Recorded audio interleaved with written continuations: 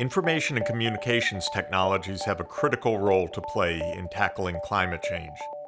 ICT solutions can cut global greenhouse gas emissions substantially by 2030.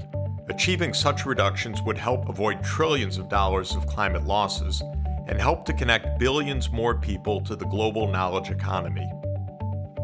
Up to now, economic growth was connected with the CO2 emissions growth. By reducing the 12 gigatons of CO2 that we predicted in our Smart 2030 report, we will keep emissions in 2030 at the level of today. Really a shift in the trend that we have been seeing so far. We can reap the fruits of our ICT revolution to make our economy smarter, cleaner, and greener with enormous gains in energy efficiency. This is why Momentum for Change recognizes innovative ICT solutions that are putting the world on a low-carbon, high-resilience path. For example, an American company is driving the shift to electric vehicles by providing the charging stations, mobile apps, and the networks that allow people to charge their cars with convenience and accessibility to charging stations. ChargePoint's addressing climate change by making it easier and more fun for people to drive an electric vehicle. ChargePoint's the largest network of electric vehicle charging stations in the world. We have about 25,000 charging ports on our network. We have over 5,000 companies that have made the move with ChargePoint to enable their parking lots with EV charging. Everything is easily manipulated through a mobile application in a driver's pocket. We're giving people the ability to find chargers, map out their trips, pay for their charging session, and while you're doing something else, your car is being charged.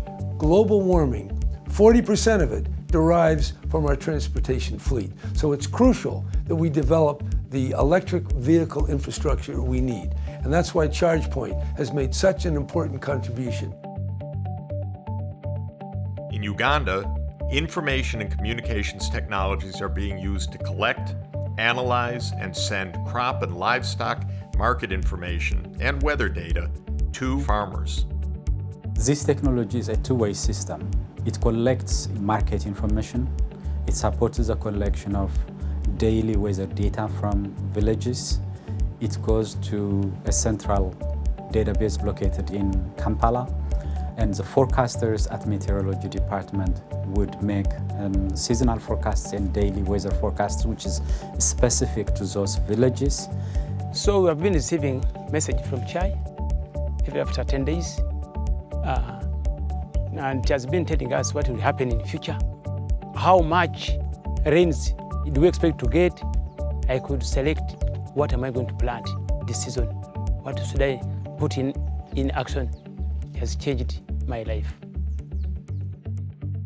In 4 Pacific Island countries, innovative ICT solutions are helping communities to prepare for and adapt to sea level rise brought about by climate change.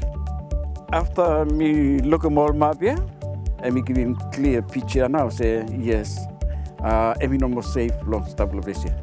From me not got by too late, or something you can buy too late. Let me find it. People must move, and that long save a village on top of hill. We worked with the governments of Vanuatu, Samoa, Tonga and Papua New Guinea to provide capacity building and fundamental data sets that would allow them to model sea level rise in their countries. Once this 3D modelling information is captured, the 3D models can be adapted to Google Maps so that people can interact with it in different ways. You can access it anywhere on the web. The Vanuatu globe uses Google technology, which is really familiar to most of the users, which allowed us to focus on awareness and less on technical skills, because people could be immediately productive without high levels of training. In Rwanda and Tanzania, an innovative ICT solution combines solar energy, mobile technology, and microfinance to bring clean power to rural households. Mwaraje baradukorera turaducanye umunsi. Access to electricity is the first part of our mission, but then as well, what we have specialized on is actually the communication technology towards our system, so that we know 365, 24/7 what's going on with our systems and what might be not going on with our systems. 1/3 of our customers actually is using the system for creating additional revenues, so becoming entrepreneurs. So it's green jobs produced through solar energy in rural Africa, which I think is something really exciting, which we were not aware when we started the whole project.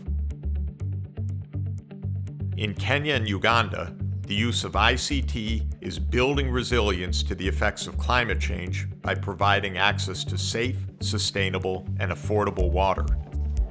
The other water vendors, sometimes you want water when they have closed. For these machines, there is nothing like that. You just come anytime you want water and you get water. Well, LifeLink in its simplest form is really like an ATM. You have a card, you push a button, and you have water. It's a combination of renewable technology, pump technology, a cleaning unit, and then most uniquely, I think, actually this remote management, water management system.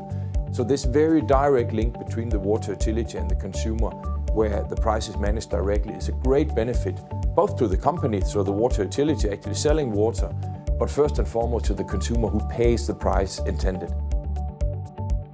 In the Netherlands, a social enterprise is working to build a smartphone that is sustainable and conflict-free.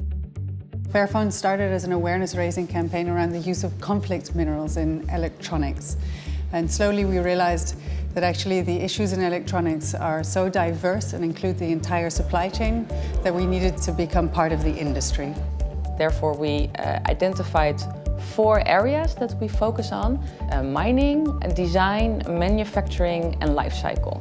They each have their own challenges when it comes to environmental footprint and the contribution that these areas have on climate change. ICT, I think, connects the people who use it to the entire world, but the way it's made also connects you to the entire world. So if you see the materials come from Africa, it's put together in Asia, it literally connects the entire economy to each other. So we really need to start looking not only at tech for good from the use perspective, but how it's actually adding value across the world in the making. ICT solutions have become a powerful force for improving efficiency and the quality of life with change at unprecedented speed. We hope that a deal in Paris will create momentum for change that must then be accelerated and continued. And we're looking for ambitious action both before and after 2020. The 2015 ICT Solutions Lighthouse activities, shining a light to show the momentum for positive change, change for good,